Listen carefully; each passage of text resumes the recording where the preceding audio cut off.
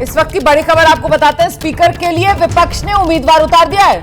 के सुरेश होंगे विपक्ष के उम्मीदवार। ये बड़ी खबर इस वक्त की है। ओम बिरला एनडीए के उम्मीदवार और के सुरेश विपक्ष की तरफ से स्पीकर पद के लिए उम्मीदवार के तौर पर अपना पर्चा दाखिल कर रहे हैं। यह देश के इतिहास में पहली बार होगा जब स्पीकर पद के लिए चुनाव होगा। इससे पहले आपको बता दें, राहुल गांधी की तरफ से आज ही बयान सामने आया था। राहुल गांधी की तरफ से कहा गया था कि सत्ता पक्ष स्पीकर के लिए जिनके नाम को आगे बढ़ाएगी, हम उनका समर्थन करेंगे। डिप्टी स्पीकर पद विपक्ष को मिलना चाहिए।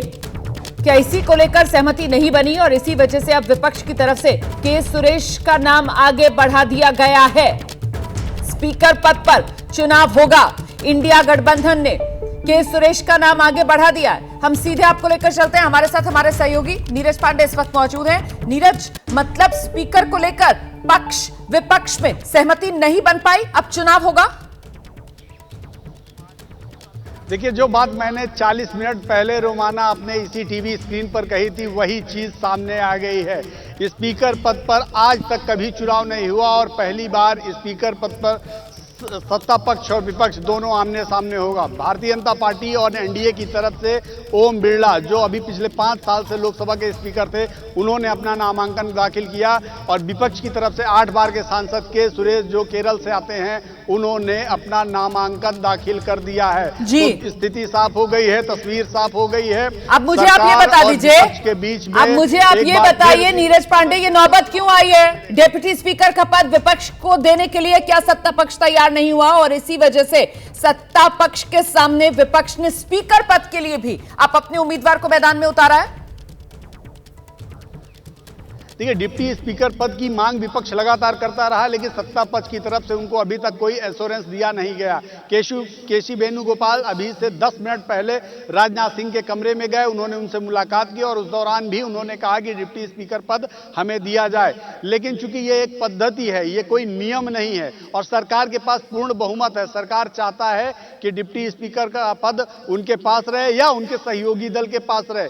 तो ऐसे में उन्होंने शायद केसी वेणुगोपाल को स्पष्ट उत्तर नहीं दिया और उन्होंने कहा कि शायद अभी स्पष्टता नहीं है।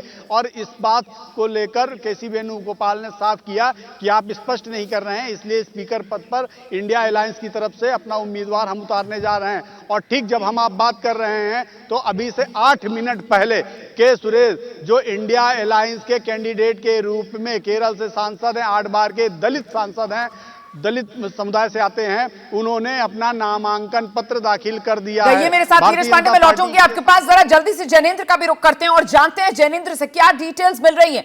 ये स्पीकर पद के लिए पहली बार आजाद हिंदुस्तान के इतिहास में देखने के लिए मिलेगा कि चुनाव हो रहा होगा। इसकी नौबत क्यों आई है जैनेंद्र, क्या खबर है?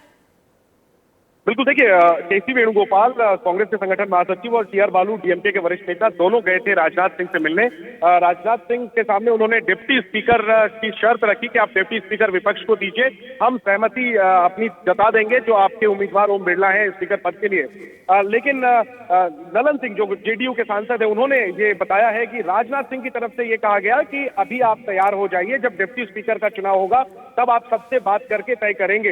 राजनाथ सिंह की तरफ से कोई भरोसा नहीं दिया गया और यही वजह है कि केसी वेणुगोपाल ने फिर कह दिया कि हम अपना कैंडिडेट उतारेंगे स्पीकर चुनाव में। उससे कुछ ही देर बाद के सुरेश, जो जैसा नीरज जी बता रहे थे, केरल से 8 बार के सांसद हैं, उन्होंने नामांकन दाखिल किया है। ओम बिरला और के सुरेश के बीच स्पीकर पद को लेकर चुनाव होना है। हालांकि देखिए, संख्या बल जो है वो साफ तौर पर ओम बिरला के साथ है, लेकिन अपना विरोध दर्ज कराने के लिए कहीं ना कहीं विपक्ष की तरफ से उम्मीदवार दिया गया है और जो पेच अटकी है वो डिप्टी स्पीकर के पद पर ही बात अटकी है। विपक्ष की तरफ से साफ तौर पर कहा गया कि आप डिप्टी स्पीकर अनाउंस कर दीजिए कि आप अपोजिशन को देंगे। सत्ता पक्ष की तरफ से ये शर्त नहीं मानी गई, बल्कि सत्ता पक्ष की तरफ से पीयूष गोयल और ललन सिंह आए बाहर पार्लियामेंट हाउस से और उन्होंने ये कहा कि लोकतंत्र में शर्त नहीं चलती, लोकतंत्र शर्तों के आधार पर नहीं चलता।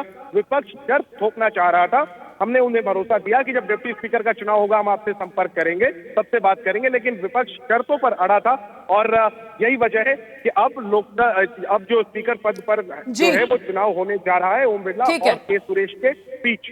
रहिए मेरे साथ, नीरज पांडे भी हमारे साथ मौजूद हैं। देखिए, कुल मिलाकर डिप्टी स्पीकर पद को लेकर सत्ता पक्ष की तरफ से विपक्ष को अश्योरेंस, भरोसा नहीं मिला और इसी वजह से अब विपक्ष का यह फैसला कि स्पीकर पद को लेकर विपक्ष चुनाव मैदान में उतरेगा और पहली बार हिंदुस्तान में स्पीकर पद के लिए पक्ष विपक्ष के बीच दो उम्मीदवार आमने सामने होंगे और चुनाव होगा।